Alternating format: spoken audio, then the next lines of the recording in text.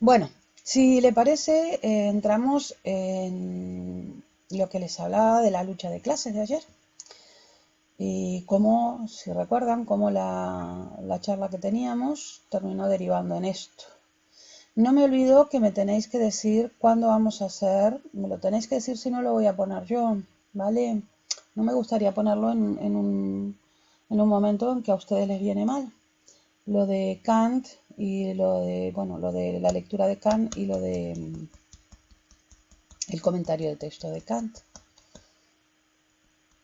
Eh, Digo, estoy haciendo un poquito de tiempo para que me contestéis y ya lanzar esto del concepto de ideología y el materialismo histórico.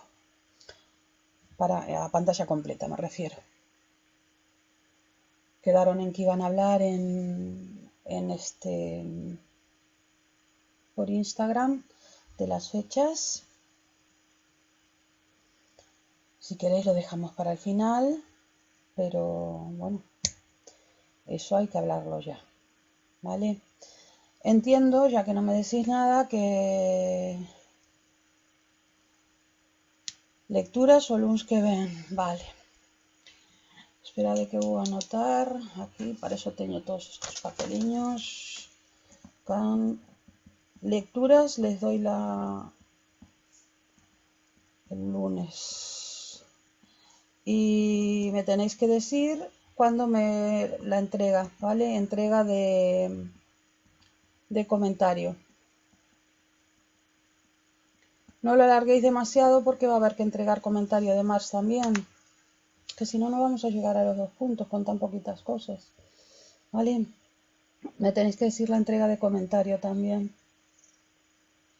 Ya quedamos en que no se iban a superponer. Lectura y comentario. Vosotros me diréis cuando queréis entregar el comentario de Kant. Si antes o después de la lectura. ¿Os acordáis que yo entrego el lunes? Sería así, ¿no? La idea es que yo os doy, yo pongo la pregunta el lunes y ustedes me entregan el martes la respuesta. Es esa la idea, ¿no? Y el martes se entregan respuestas. Es lo que estoy anotando. Es lo que yo entiendo, ¿vale? Martes se entregan respuestas. Bueno, es lo que yo entiendo. Y me falta que me digan la entrega de comentario de Kant, que llevamos mucho tiempo, desde que lo miramos, desde que terminamos Kant, ya tuvieron mucho tiempo para trabajar esto, ¿vale? Bueno, pois falade, porque tendes que entregar o comentario de Kant, máis que nada porque eu teño que corrixilo, dárvolo e poder facer a segunda volta para mellorar a nota, vale? Que sempre mellorades bastante coas miñas indicacións. E logo ven a parte de Marx. E acordadevos que nós terminamos o 9 de xuño. Entón, estamos a 13, bueno, queda casi un mes, o 9, bueno, terminaremos o 8, non sei. Pero entre idas e voltas, ainda o tempo pasa. Nos vamos volviendo viejos y el amor no lo recuerdo como ayer. Bueno, canción que canta Mercedes Sosa. Bueno, que me avisáis de eso, ¿vale? Bueno, empiezo entonces. Entiendo que... Ay, qué carraspera tengo. Debió de cogerme algo de la alergia, que ayer salí a hacer compra. Bueno. Empezamos la clase entonces con el tema del concepto de ideología y el materialismo histórico. Y tal como hablábamos ayer, veíamos cómo la historia, porque terminamos ayer hablando de esto, luego de charlar un rato con los problemas que teníamos, algunos de los problemas que teníamos con los conceptos, que teníamos que estudiar como instrumentos, ¿no? de investigación de la realidad que utiliza Marx. Veíamos que realmente terminábamos entendiendo que la historia era una historia de la lucha de clases, ¿no? Y así es como tenemos que ver la concepción de Marx, que es un materialismo histórico, ¿vale? Que era un materialismo ya lo sabíamos, ¿os acordáis que empezamos precisamente ahí? Mirad cómo vamos a terminar, tal como lo empezamos. Que sabes es un poquito lo que yo le insisto cuando están haciendo comentarios de texto, ¿no? Que intenten llevar un hilo argumental, ¿no? Y nosotros empezamos hablando de esto, precisamente de cómo Marx se enfrentaba a Hegel, al idealismo hegeliano, con una posición materialista, claramente materialista, ¿no? En concreto un materialismo histórico, porque él va a entender que la historia se desarrolla en ese marco, en un marco, digamos, de las bases materiales, ¿no?, de la vida de los seres humanos. Entonces él va a proponer una nueva ciencia. Recordáis que contra la opción o frente la opción del socialismo utópico, él entendía que había que estudiar científicamente la realidad, hacer una propuesta socialista, ¿no?, de interpretación que llevara al socialismo, pero científica, no utópica, ¿no? Él va a proponer una nueva ciencia con unos nuevos conceptos, con un nuevo objeto, ¿vale? Y ese nuevo objeto va a ser la historia. Realmente en el manifiesto comunista, lo estáis viendo aquí en el manifiesto comunista, él va a decir que la historia de la humanidad es la historia de una lucha de clases, ¿vale? El nuevo objeto entonces de esa ciencia es la historia, y la historia es entendida como una historia de la lucha de clases, ¿vale? Él entiende que antes de él lo único que tenemos es filosofías de la historia, nociones ideológicas de la historia. Acordaros que ya vimos lo que era ideología para él, porque lo vimos cuando vimos, por si no reparasteis, porque como vimos muchas cosas, lo vimos en la alienación filosófica, ¿no?, que para él la ideología es una visión falseada de la realidad. Entonces, hasta este momento lo que se han hecho son esas filosofías de la historia, nociones ideológicas de la historia, pero no se ha visto científicamente la historia. Entonces él, desde ese punto de vista, con los nuevos conceptos, parte de los cuales nosotros hemos mirado, todo esto se va trabando, ¿no? Obviamente en su visión de la historia como lucha de clases, él entiende que la sociedad es una estructura formada por tres niveles objetivos, no ideológicos, sino objetivos, ¿no? El económico, el político y el ideológico. Y dice que uno de estos tres niveles, o sea, el económico, político, ideológico, ¿no?, uno de ellos va a tener un papel preponderante en la sociedad, no los tres, sino que uno de ellos va a tener un papel preponderante y va como a modelar el resto o a determinar el resto, pero siempre están los tres niveles, ¿no? Y va a determinar la distribución de los seres humanos en clases sociales, ¿sí? Lo que vamos a estar nosotros es divididos en clases sociales, no vamos a ser iguales, sino que vamos a estar fragmentados, segmentados. Y va a haber, fijaros, no solamente fragmentación y segmentación, sino que va a haber oposición. Oposición porque, ahí tenéis, de ahí va a surgir la lucha de clases, porque va a haber clases explotadoras, yo os lo voy adelantando, y clases explotadas. En concreto, en nuestra sociedad, que es lo que él más estudia, a pesar de que también hace un estudio histórico, precisamente porque él va a presentar un materialismo histórico, ¿no? Pero lo que más le interesa es lo de ahora, es en la sociedad capitalista. Les decía que de los tres niveles, el económico, el político y el ideológico, el nivel preponderante va a ser el nivel económico. Por eso él se ocupa tanto precisamente de estudiar qué es lo que pasa a nivel económico en el modelo capitalista. ¿Os acordáis que era lo más importante? Lo vimos ayer, el dinero, ¿no? Los seres humanos, fijaros, desde ahí, desde ese punto de vista, teniendo en cuenta esto, que la sociedad, él va a estudiar científicamente la historia, ¿no? Porque él entiende que antes lo único que había eran visiones ideológicas de la historia, ¿no? Que la sociedad siempre tiene tres niveles que son objetivos, quiere decir, que se pueden estudiar científicamente, objetivamente, que siempre en una sociedad uno de los tres niveles va a tener un papel mayor, preponderante, que va a modular a los otros, ¿no?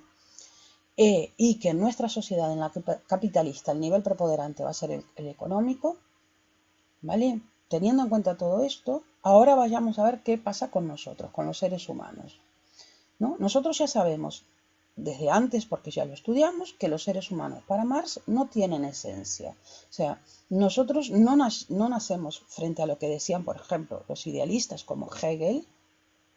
No tenemos una esencia abstracta determinada ya, ¿no? Sino que somos un conjunto, fijaros qué interesante, somos un conjunto de determinaciones sociales. Pero ¿qué quiere decir un conjunto de determinaciones sociales? Quiere decir un conjunto de determinaciones históricas. Históricas. ¿Y qué decíamos nosotros respecto a la historia? Que la historia en realidad es la historia de la lucha de clases. Y decíamos que precisamente cuando éramos un conjunto de determinaciones sociales, nos estábamos refiriendo a que la sociedad es una estructura formada por 3 niveles objetivos. Y que en nuestra sociedad, la sociedad capitalista, el nivel preponderante es el económico. Y nosotros vimos perfectamente cómo lo que sucedía en nuestra sociedad es que estábamos divididos en explotadores y explotados, y que eso venía determinado por la plusvalía. Y ya tenemos todos los instrumentos necesarios para hacer un análisis mínimo, pero sí, porque aquí lo estamos dando muy pequeñito, pero sí tenemos los instrumentos para hacer un análisis mínimo de dónde surge la explotación, ¿no? En ese conjunto de determinaciones sociales que nosotros estamos y que nos marcan. Porque acordaros que en nuestra sociedad lo que está marcando, ¿vale?, en este momento histórico es el nivel económico, porque fijaros, acordaros, estamos en el modelo de producción capitalista, ¿no?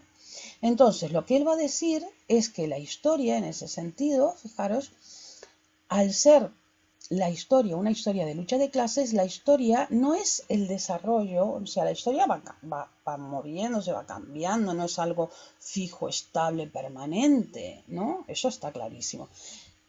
Va habiendo cambios. Entonces él dice que la historia, esto es una crítica. Bueno, lo dejo. La historia no es un desarrollo unilineal de una esencia, o sea, hay una esencia que se va desarrollando, ¿no? Y se va desplegando. No. Él dice que es un proceso dialéctico, ¿vale? Pero es un proceso fundamentado en la lucha, que provoca el paso de un sistema social a otro, ¿vale? Precisamente esa lucha, llega un momento en que hay una rebelión, una revolución, y esa revolución hace que se pase de un sistema a otro sistema.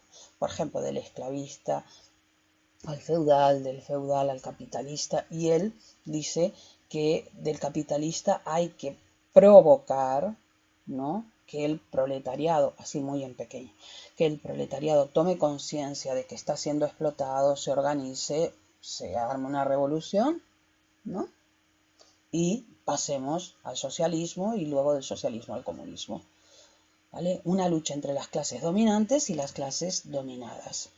Entonces, nosotros quedamos en que el nivel económico, acordaros que cuando decimos 3 niveles objetivos, lo que queremos decir que pueden ser estudiados científicamente, ¿vale?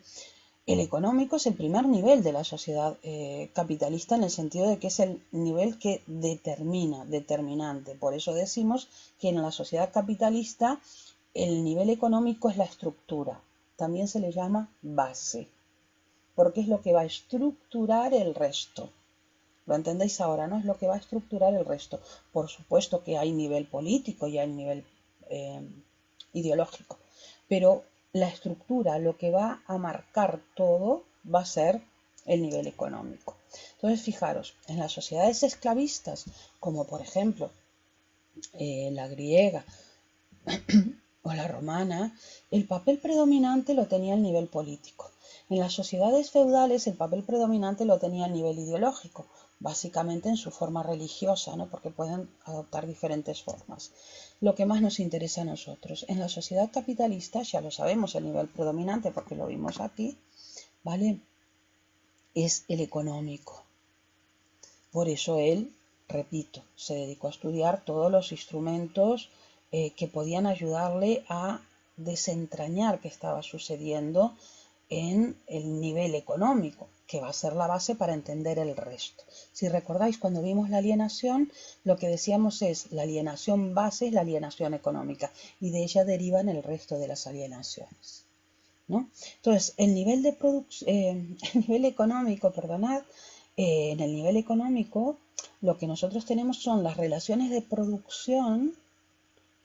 Recordad, por favor, que estamos aquí en la sociedad capitalista. Yo no voy a poner aquí modo de producción capitalista porque lo tenemos en el título, ¿no? En el nivel económico, la base o estructura, cuando estamos en el modo de producción capitalista, ¿no? Las relaciones de producción entre los seres humanos somos los agentes de producción. Y las fuerzas productivas, que son los objetos y medios de trabajo de la naturaleza, ¿no?, van a dar lugar a lo que se llaman las relaciones de clase. ¿Qué son las clases? Acordaros, las clases lo teníais aquí. Fijaros, uno de estos niveles, el económico, el político o el ideológico, tiene un papel preponderante y determina la distribución de los seres humanos en clases.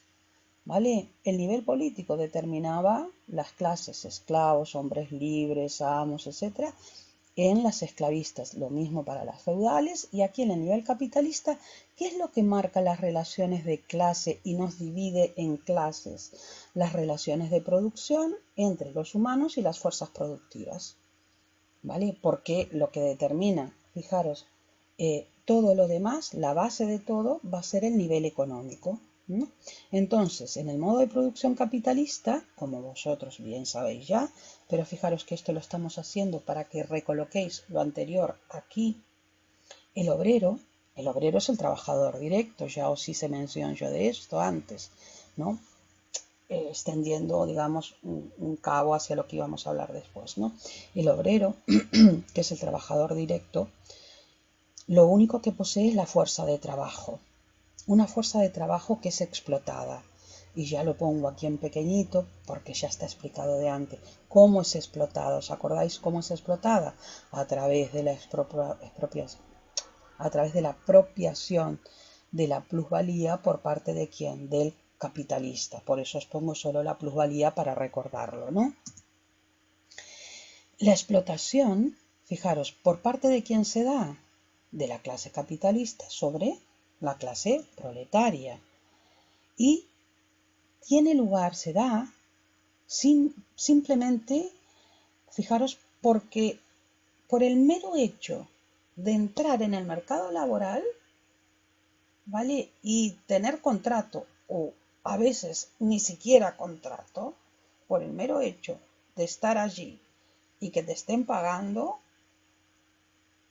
¿no? Ya estás metido en el sistema y ya te están explotando, ¿vale? Entonces, fijaros, lo que se hace, por eso yo me equivocaba y les decía extracción, porque estaba adelantando lo que venía, se hace mediante la extracción indirecta de la plusvalía porque se da como un rodeo, ¿no? Tú no le quitas directamente, sino a través luego de la venta, ¿no? Pero es eso. Entonces, el problema de que haya clases no es un problema, o el hecho, si queréis, de que haya clases no es una mera distinción entre ricos y pobres, es un tema también, fijaros, ideológico y político. Ideológico y político. Porque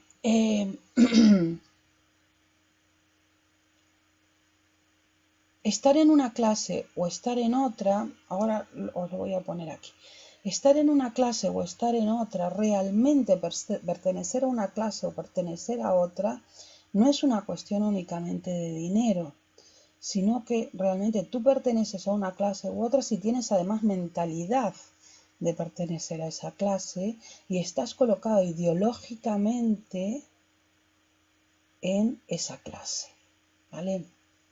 Ahora voy a volver sobre eso. Esto, fijaros, es solo un efecto del lugar de los agentes en las relaciones de producción. Lo de ser rico y lo de ser pobre es un efecto de dónde están colocados, porque según donde tú vas a estar colocado, vas a terminar siendo rico o vas a terminar siendo pobre, pero es el lugar donde estás colocado, y el lugar donde estás colocado conlleva, ¿os acordáis que os dije? Tenemos la base o estructura, y sobre ello se va a levantar una superestructura, la superestructura política ideológica, ¿no? Entonces, según donde tú estés colocado, vas a terminar siendo rico, vas a terminar siendo pobre. Pero eso va a ser un efecto. Lo de pertenecer a una clase o no, no es una cuestión únicamente de tener dinero o no tener dinero. Fijaros en el problema, quizás después lo podamos discutir mejor en el chat, si queréis, como hicimos ayer, que es la parte más interesante, ¿no? Ahí sería mucho mejor estar en un Jitsi o en un Bebex que aquí en el chat este, que es muy lento. Como un nuevo rico no es aceptado por los ricos se supone de casta, aunque ahora cada vez hay más nuevos ricos, porque por ejemplo pensar Bill Gates, el de Facebook, es que siempre os lo digo y nunca me acuerdo del nombre, toda esta gente son nuevos ricos al fin y al cabo, ¿no?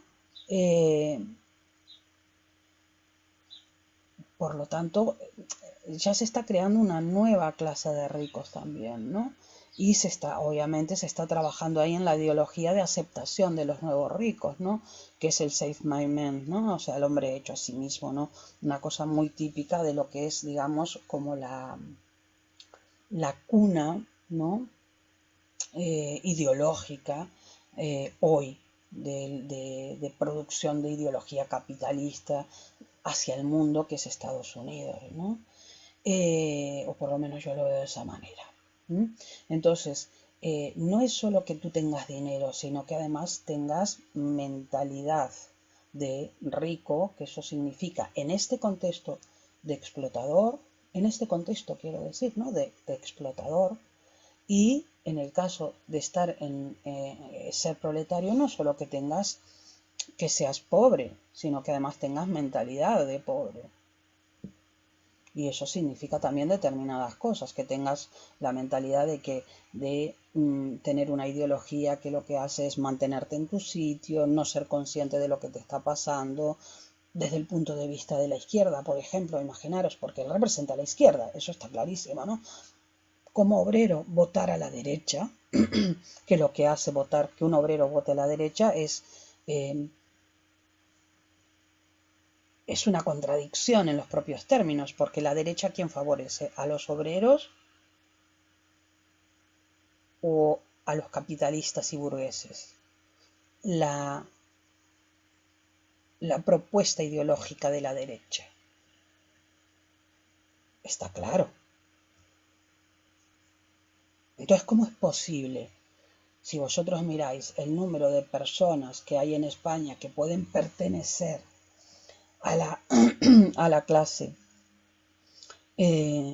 digamos, capitalista o burguesa o de la alta burguesía, y veis a la gente que puede pertenecer a la cantidad de gente, que yo estoy diciendo en números, cantidad de gente que pertenece a la clase obrera, las cuentas tenían que ser claras respecto hacia dónde tenían que votar. Entonces lo que dice Marx, algo que me sirve para algo que vamos a ver más adelante, lo estoy adelantando. ¿Por qué no votan? ¿Por qué ideológicamente no siguen a su clase? ¿No? Que sería la izquierda. Miren, observen cómo no estoy hablando de partidos políticos, estoy hablando de posición ideológica. Porque si entramos en problemas de partidos, ahí ya mal. Estoy hablando de posición ideológica. ¿Por qué? Realmente por lo que yo les dije, que la ideología dominante, ¿no? Lo vamos a ver ahora. Nosotros tenemos la alienación ideológica, que va a ser una alienación precisamente, ya os lo adelanto, donde la clase dominante logra que su ideología sea la que domine. ¿Sí? Que los pobres sigan pensando como pobres,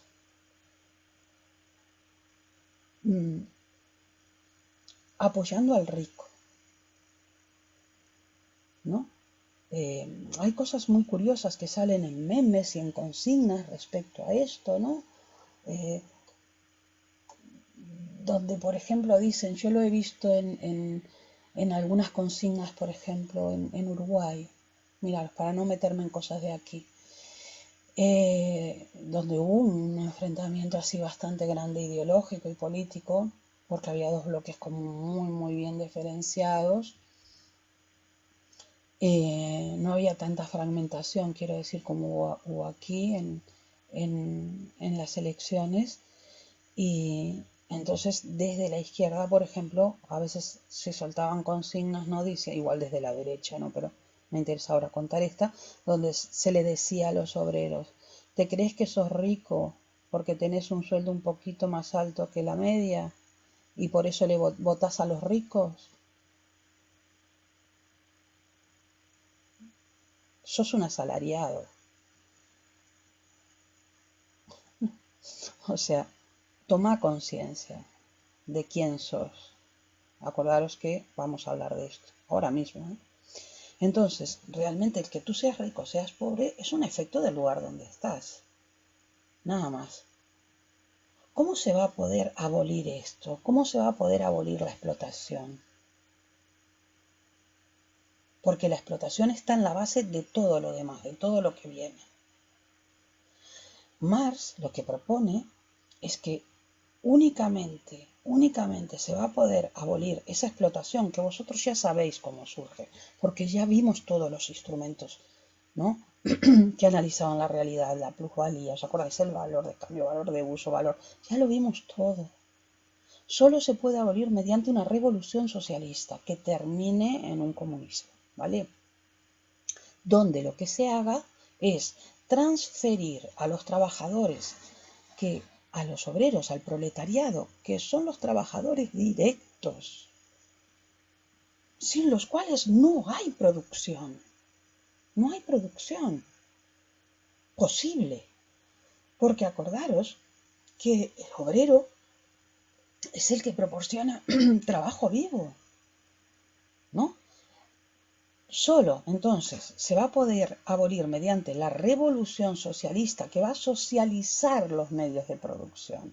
Va a abolir la propiedad privada, porque él ve que el gran problema está en que haya propiedad privada, transfiriendo a los trabajadores la propiedad real de los medios de producción, o sea, quitando la propiedad privada a los burgueses, a los capitalistas, etc., y transfiriendo la propiedad real de los medios de producción a los obreros, al proletariado, etc. Esta es la teoría. Ahora voy a salir de aquí. Entonces, esto sigue aquí. Lo veis, ¿no? Voy a salir de aquí, pero quiero terminar el recuadro, ¿no? En el modo de producción capitalista, yo ya me adelanté, les dije, hay una explotación económica que se da en la estructura. La estructura, acordaros, es la base, ¿vale? ¿Lo recordáis? A ver, pongo así para que veáis las manos, es la base. Que repercute sobre el nivel en que se levanta todo lo demás. Todo lo demás es lo que yo les dije hace unos minutos, la superestructura. La superestructura es el nivel político e ideológico. También se da explotación a nivel político y a nivel ideológico. Os lo acabo de comentar, ¿no? Fijaros, en el modo de producción capitalista, entonces a nivel de superestructura hay una explotación política que está derivada de la económica y hay una explotación ideológica derivada de la económica. Acordaros, la económica es la determinante porque acordaros de eso, nosotros tenemos como determinante el nivel económico, ¿no? Entonces, ¿en qué consiste la dominación política? A ver, la explotación económica ya la explicamos, ¿no? De sobra. La explotación política consiste en la dominación política de la clase que dirige el aparato estatal, que defiende los intereses de ¿quién? De la clase dominante contra la clase oprimida.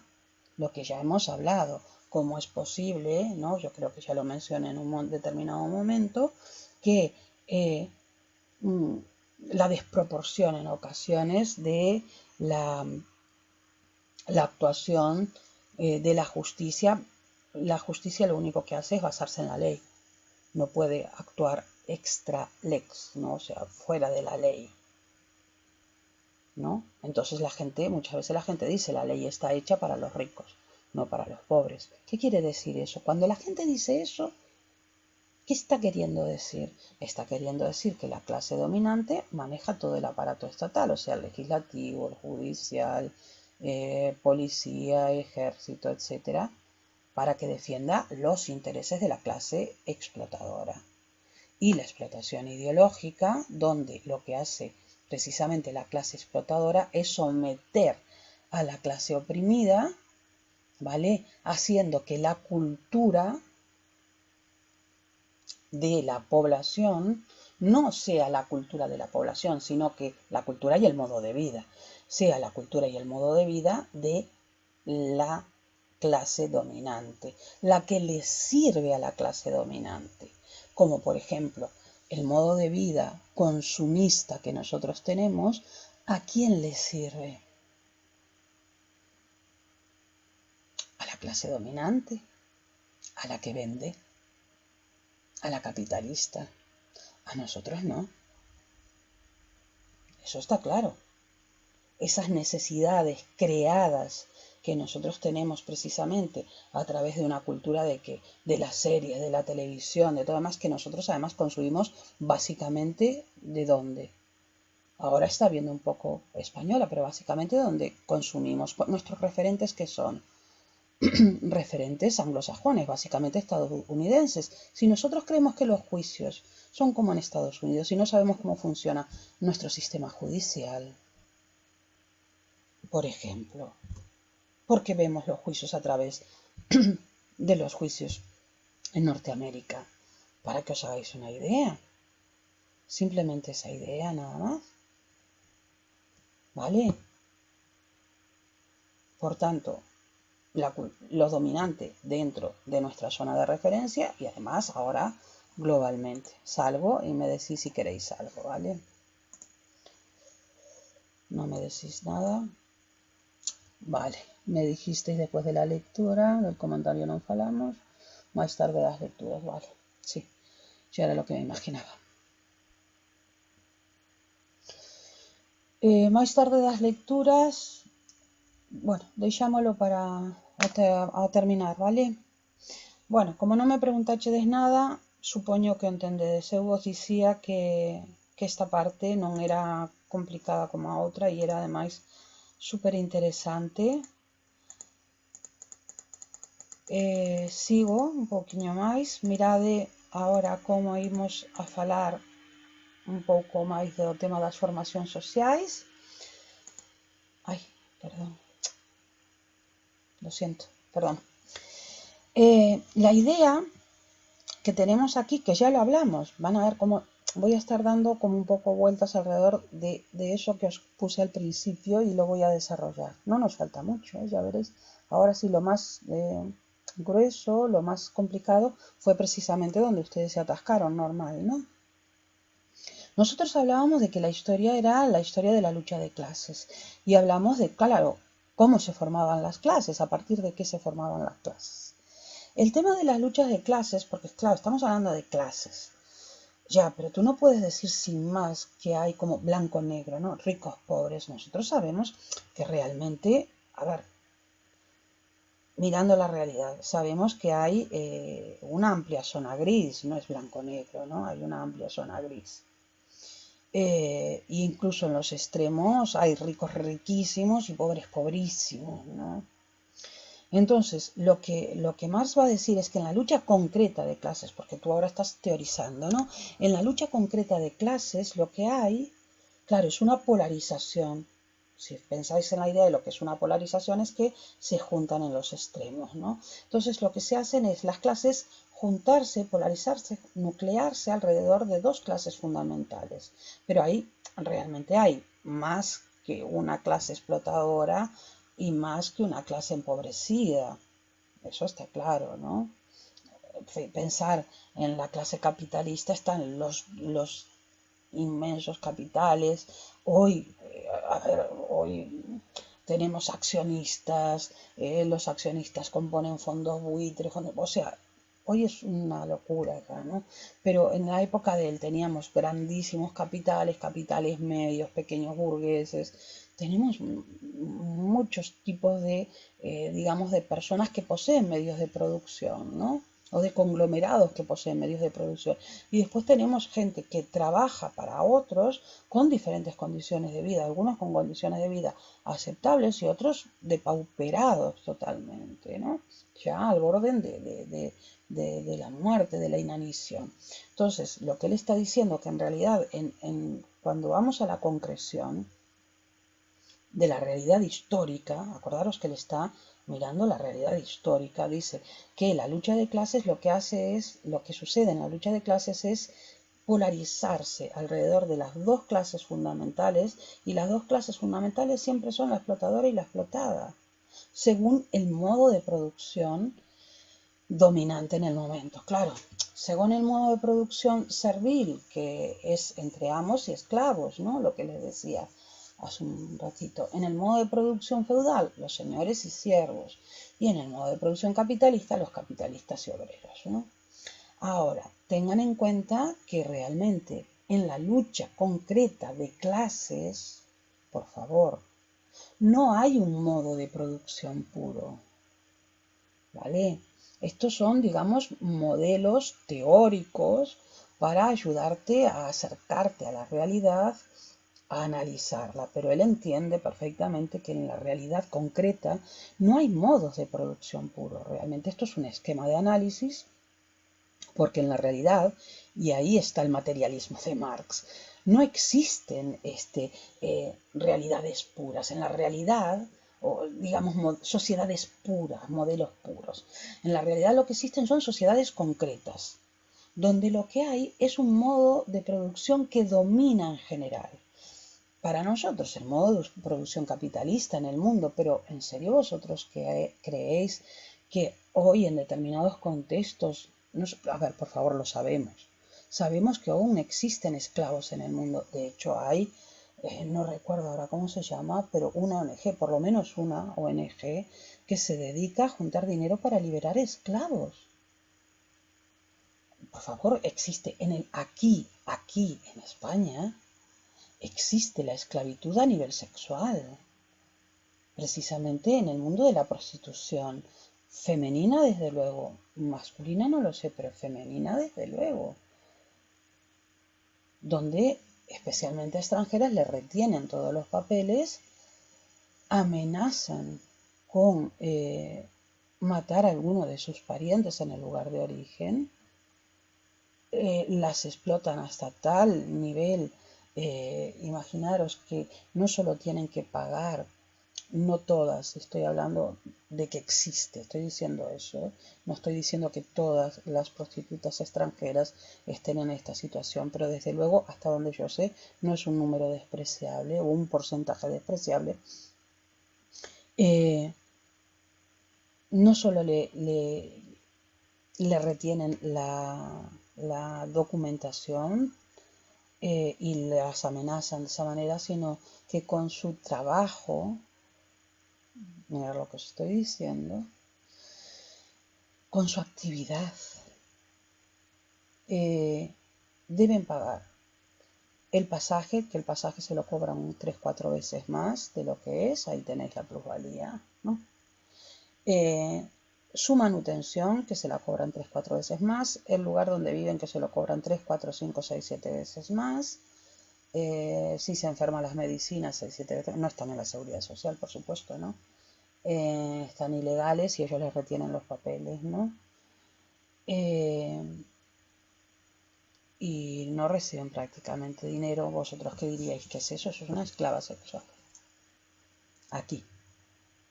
Eso pasó hace poquito aquí, que la liberaron a la muchacha, era menor de edad. Una jovencita rumana en Padrón. Digo yo, todos esos puteros que se iban a acostar con la carnecita fresca rumana a Padrón.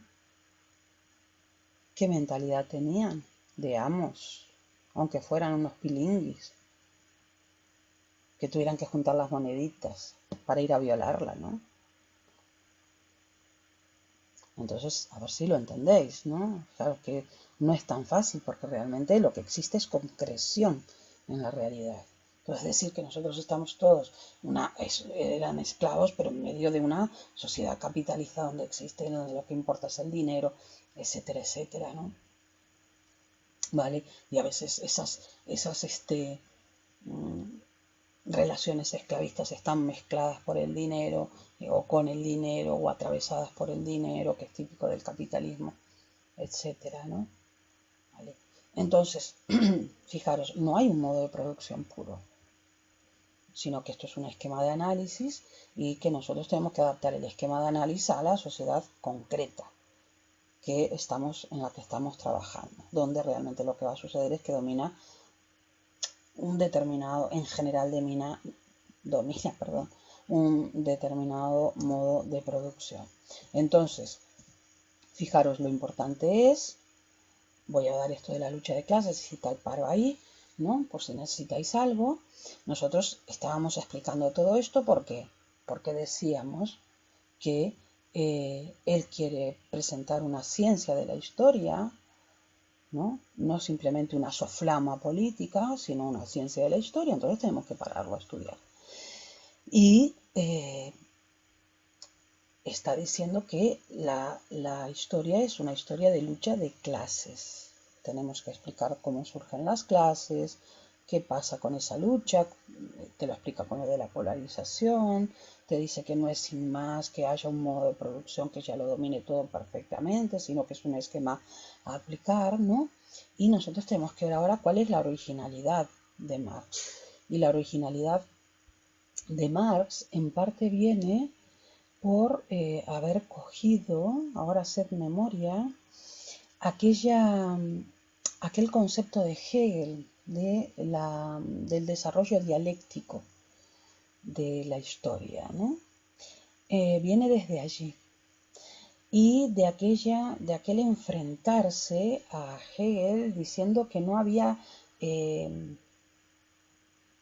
las cosas no estaban dadas sin más, ¿no? Marx, fijaros, va a decir que las clases sociales no son algo dado, sino que existen en su oposición. O sea, la clase obrera existe en su oposición a la clase capitalista y la clase capitalista existe en su oposición a la clase obrera. O sea, no existiría clase obrera si no existiera clase capitalista o clase burguesa, como le queráis llamar. O sea, no existiría clase explotadora si no existe clase explotada. Y al revés. No pueden existir aisladamente. De ahí viene a que tenemos una concepción dialéctica de la realidad, lo que yo le decía, tesis, antítesis, etc. Entonces, nosotros vamos a tener aquí los tres niveles de lo que hablábamos antes, el económico, el político, el ideológico, integrado. Y esas tres luchas, porque os acordáis que teníamos tres niveles de explotación íntimamente vinculadas, la lucha económica, la lucha política y la lucha ideológica, las vamos a tener vinculadas, íntimamente vinculadas. El nivel económico, que es la base y por lo tanto es el primero, la estructura, ¿os acordáis?, sobre la que se va a levantar la superestructura política e ideológica, va a estar formada por unos antagonismos, ¿no?, por unas oposiciones de clase fundadas en la relación económica de explotación, donde si tú quitas a los explotadores no pueden existir, y si tú quitas a los explotadores explotados no pueden existir. ¿Veis lo que quiere decir? Que existen en su oposición, ¿no? En el nivel político, que sería el segundo nivel, ya estamos en la superestructura, ¿vale? Los antagonismos de clase, los enfrentamientos, ¿no?, de clase, se dan respecto al poder del Estado. Acordaros que el Estado es el Estado que realmente está, digamos, al servicio de la clase dominante, haciendo pequeñas concesiones a la clase dominada para, bueno, que se dejen de molestar, ¿no? Derivados de la dominación política, precisamente, el poder del Estado y el aparato que defiende, perdón, está mal ahí, defiende los intereses de las clases dominantes, ¿no? Y a nivel ideológico, que tendríamos el tercero, los antagonismos por la inculcación ideológica. de la clase dominante sobre las clases populares, que al final hace que las clases populares terminen defendiendo a las clases dominantes en vez de defenderse porque no son conscientes de su lugar en todo esto, ¿no? Defendiendo a las clases dominantes y no defendiéndose a sí mismas, que son las clases explotadas. Ahora bien, como yo les decía antes, nosotros lo que veíamos era que las clases estaban, ¿os acordáis? No teníamos blanco-negro, teníamos una amplia gama de grises. Cuando yo digo clase dominante, estoy diciendo en realidad clases dominantes. Las clases dominantes en sí están fragmentadas, se los dije hace un momentito, ¿no? Pero dentro de las clases dominantes, lo importante es que hay alguna o algunas que logran imponerse sobre las otras, lo de siempre, las que tienen más poder, logran imponerse sobre las otras y son las que lideran precisamente fijaros, la inculcación ideológica y obviamente el poder del Estado, ¿no? Lo veis ahora. Y dominan obviamente el nivel económico, precisamente porque no dominan el nivel económico, pueden terminar dominando, ¿no?, los otros niveles. Salvo, porque ahora sí que hicimos ahí, a ver si lo entiendo. Bueno, veo que no preguntaron nada. Ahí. Sigo entonces. Y aquí se plantea precisamente Marx el tema del Estado, fijaros, que es importantísimo, porque para Marx no hay nunca un Estado neutral. O sea, un Estado neutral en el sentido de que es neutral respecto a todas las clases. No, el Estado siempre va a estar al servicio de una clase. Y lo que él busca es que esté al servicio de la clase proletaria. A ver, partamos de ahí, ¿eh? Por eso él quiere la revolución socialista y finalmente un comunismo. De hecho, el primer paso es la dictadura del proletariado. Así sin más. El primer paso que él propone es una dictadura, ¿eh? Y la retirada por la fuerza de la propiedad de la gente. Así que vamos a dejarlo claro eso. El Estado, fijaros, bueno, una vez que les dije esto, de que no hay Estado neutral, ¿vale? El Estado lo que busca es mantener la cohesión de la formación social dividida en clases. Entonces, las funciones, ahora lo van a entender esto, las funciones económicas, políticas, ideológicas, lo que hacen es asegurar la reproducción, el statu quo, lo que hay y que se quiere, ¿quién? Las clases dominantes quieren que siga habiendo. ¿Que siga habiendo qué? Lo mejor para ellos, que significa lo peor para los otros. ¿Cómo es posible? Entonces, yo creo que ya se los mencioné. ¿Cómo es posible que durante la crisis haya habido un mayor nivel de ricos y que los ricos hayan sido más ricos mientras la mayor parte de la población haya habido más pobres y más empobrecidos? A ver, ¿qué pasó con ese dinero? Ese dinero no se repartió. Aquí pasó algo, ¿no? Entonces, el Estado lo que hace, ¿el Estado qué? El Estado burgués, el Estado capitalista, es lo que te está diciendo Marx. Asegura la reproducción de las condiciones, de las condiciones, de producción y de las relaciones sociales existentes. Por eso dice Marx que no existe el Estado neutral. Todo Estado es un Estado de clase. ¿De qué clase? De la clase que está en el poder. ¿Vale? Y que cualquier cosa que se intente hacer, cualquier reforma, ya no digo revolución, cualquier reforma que se intente hacer y que vaya a quitarle poder a la clase dominante, sea poder económico, lo más importante no es el problema del poder económico, que se le quite algo de dinero. El problema es que si se le quita algo de dinero, eso significa que se está pudiendo con ellos. Y si se puede con ellos, significa que se puede políticamente y se puede ideológicamente. Y eso no lo pueden permitir nunca. No pueden permitir que un desclasado, ¿entendéis?, entre ahí. Ahí entra determinada gente. A mandar entra determinada gente. No puede entrar cualquiera. Cualquier pindongui no puede estar mandando. tienen que ser los de siempre. Y los que están en una determinada clase y ellos permiten que manden. Y se acoplan ahí a unos estándares, ¿no? Y se mantienen en el regueiriño ahí.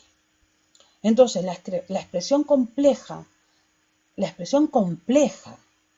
de la lucha de clases está compuesta por el aparato represivo, el ejército, la policía, la administración, la magistratura, etc., y por los aparatos de inculcación ideológica, la escuela, las iglesias, el aparato político, sindical, informativo, etc., ¿no? Es como un leitmotiv, siempre está sucediendo aquí, yo me quedo pasmada, ¿no? Bueno, no sé por qué me quedo pasmada, siempre está sucediendo aquí que cada vez que cambiamos de partido o de partidos en el poder, cambia la línea de televisión española y nunca logramos, ahora lo vais a entender, que sea neutral. Porque es un aparato de inculcación ideológica. La televisión pública, quiero decir, mira la televisión de Galicia. ¿Cómo se logra que no sea neutral? Pues una manera, por ejemplo, es no dando las noticias. Tú ves determinadas noticias en un lugar y no ves esas mismas noticias en otro. Entonces, si ves ese canal, no me sale ahora aquí. Si ves ese canal, no te enteraste de que eso pasó. Entonces, no te enteraste, eso no sucedió. Lo veis, ¿no? Lo mismo con los sindicatos, aparato político, la iglesia, que también aquí, especialmente en España, vamos, yo lo comparo con Uruguay, aquí especialmente en España, está muy, muy vinculada al aparato político, a determinados aspectos del aparato político. Esto históricamente ya lo hemos dicho varias veces, pero a ver, esto está comprobado históricamente, ¿no? Históricamente, hasta hace nada, porque eso en tiempo histórico no es nada, hasta el año 75 aquí en España había un nacionalcatolicismo. Y de hecho el gobierno de España tiene un tratado con la Iglesia Católica, que yo sepa es la única iglesia que tiene un Estado, que es el Estado Vaticano, que tiene un banco, que tiene una radio, que tiene un periódico, etcétera, ¿no? Tiene un tratado por lo cual imparte gratuitamente, por un tratado con ese Estado, gratuitamente religión, perdón, religión quiere decir no religión, saberes objetivos sobre esa religión, sino realmente evangelización en la escuela pública durante 15 años, desde la infantil, 15, no, sí, porque incluso hay religión también hasta segundo de bachillerato como optativa. Caramba, no, muy entremezclado. Ya sabemos que esto es una opinión mía, ¿no? Que, bueno, claro, a partir de la llegada de la democracia y de que se declaró no laico España, sino aconfesional, esa fue una fórmula de compromiso, esto es una opinión mía, lo de la fórmula de compromiso, pero creo que es una opinión bien fundada, para no ser laica, obviamente hubo que hacer esa apertura a otras religiones, obviamente, pero realmente nunca se está tratando con otro Estado, como mucho se está tratando con otros conjuntos, asambleas, es que no sé cómo se llaman, ¿no? Puede ser de la religión judía, de la religión islámica, yo qué sé, no sé, no tengo ni idea, pero nunca a nivel de Estado. Entre España tiene embajador en el Vaticano, o sea que ahí se habla a nivel de Estado.